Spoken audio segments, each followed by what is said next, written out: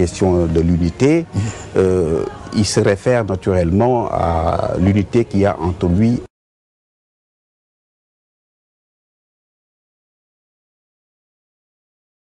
Père et qui est animé par l'esprit. L'esprit qui est amour, l'esprit qui est sagesse et l'esprit qui est intelligence. Alors, que tout soit un, est-ce que ça signifie le désir de Dieu de voir les hommes unis à votre sens donc? Je disais tout à l'heure que le Christ s'est projeté dans l'histoire et il percevait déjà les tensions qui devaient advenir dans la communauté, liées naturellement au rang social, à la recherche du rang social, à la recherche de la position politique. Déjà les disciples étaient en train de se chamailler pour savoir qui serait le premier et qui serait le dernier. Ensuite, toutes les tensions au sein des familles, etc. Et les tensions aujourd'hui au sein de l'Église, entre les catholiques, les protestants, les orthodoxes, etc. Et percevant déjà cela à long terme, il a fait l'appel à l'unité, mais l'unité fondée sur l'amour et qui est animée par l'esprit. Que tout soit un, Pierre Claver, un appel à la fraternité en quelque sorte. Est-ce que vous avez cette conception du mot unité? Fraternité, mais j'allais dire peut-être même un peu plus. Parce que l'unité dont il s'agit ici, une fraternité, elle est encore perçue tout juste sous l'angle du cœur. Oui, mais je pense que l'unité doit se fonder déjà sur la raison. Bon, sur le monde actuel, il serait difficile, j'allais dire au regard de l'actualité, il serait difficile quand même de croire que cette exhortation, cette prière filiale du Christ peut facilement se réaliser. Parce que il y a déjà du divers en nous, nous en tant qu'individus. Et heureusement, Saint Paul arrive dans sa célèbre épître aux Romains à cette métaphore organiciste où il voit l'Église comme un corps, les membres, chaque membre ayant une fonction bien précise. Et je pense que cette unité déjà du corps devrait nous projeter à l'unité au niveau déjà de la première cellule du corps du Christ qui est la famille, puis peut-être à l'échelle un peu plus vaste au niveau du corps social dans sa globalité. Et c'est à ce niveau justement que l'unité peut poser beaucoup de problèmes parce que la diversité ethnique, la diversité religieuse et même au sein d'une même religion, il y a beaucoup de diversité. Est-ce que ce sont des diversités voulues, souhaitées par le Christ lui-même, puisque la diversité, peut-être que c'est de cette diversité que l'unité pourrait prendre racine, à mon sens. Oui, Abbé, est-ce qu'il faut comprendre aujourd'hui le sens de ce thème dans une dimension purement spirituelle et non peut-être dans une dimension purement temporelle? Quand je demande cela ou quand je pose cette question, c'est peut-être par rapport au monde actuel, à l'évolution du monde actuel, aux divergences qu'il y a à travers le monde, mais aussi à travers nos communautés, à travers nos différentes, en tout cas, pays, nos différents pays et autres. Les deux niveaux sont articulés. L'unité qui part de la foi en Dieu, qui est Père de tous et qui traite ses enfants de façon égale, qu'ils soient chrétiens, musulmans, bouddhistes ou athées, eh bien, cette foi est la base de l'unité des enfants de Dieu auxquels nous croyons. Et cette unité nourrie par l'esprit d'amour, eh bien, a automatiquement un rejaillissement sur le plan social. À partir du moment où nous nous considérons comme ayant le même Père, jouissant des mêmes droits, partageant les mêmes valeurs, eh bien automatiquement, dans la vie sociale, se crée la fraternité dont vous parliez tout à l'heure, la vraie fraternité, et la solidarité devient tout à fait naturelle, et les tensions, les divisions, les conflits sont apaisés. Il ne faut pas oublier que déjà à l'origine du monde, il y avait la jalousie, Caïn et Abel, qui a fait qu'il y avait deux frères. Oui.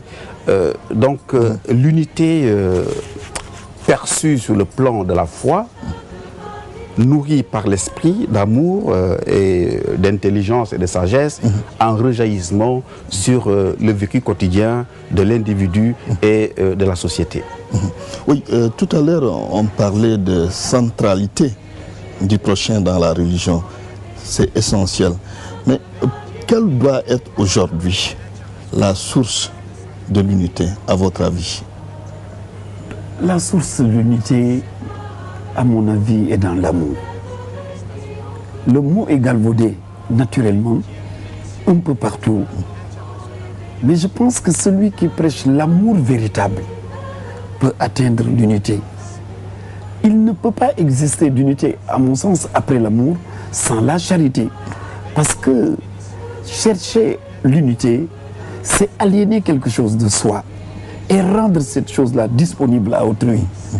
Et je pense que c'est au niveau de l'échange, justement, de l'amour, de la charité, que se fonde véritablement une véritable unité. Alors, comme disait saint Augustin, il faut connaître pour aimer.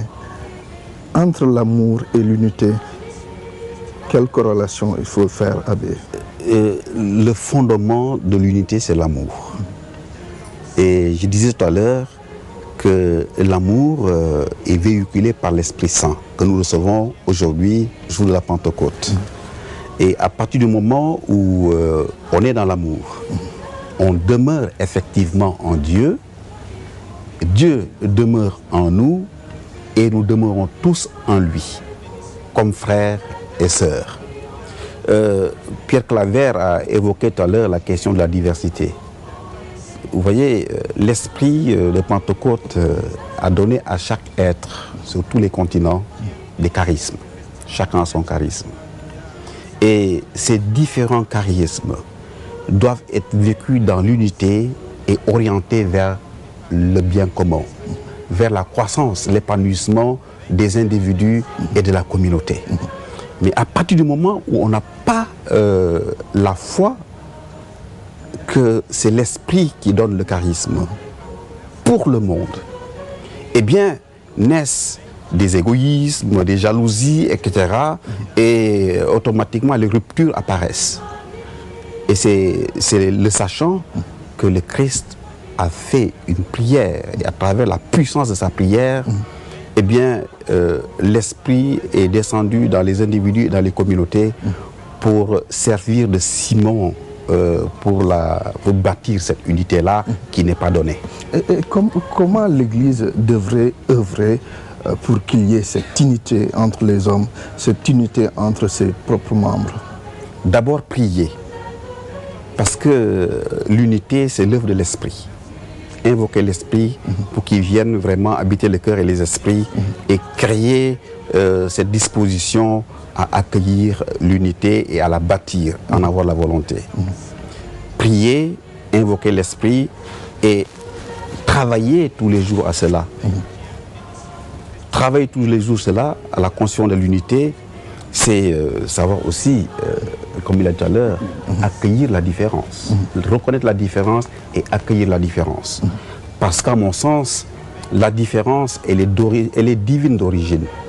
C'est Dieu qui a voulu que nous soyons différents. Tout à fait. Il y a un qui réfléchit vite, l'un un peu plus lentement, un est philosophe, l'autre est journaliste, l'autre est théologien, etc. C'est Dieu qui l'a voulu.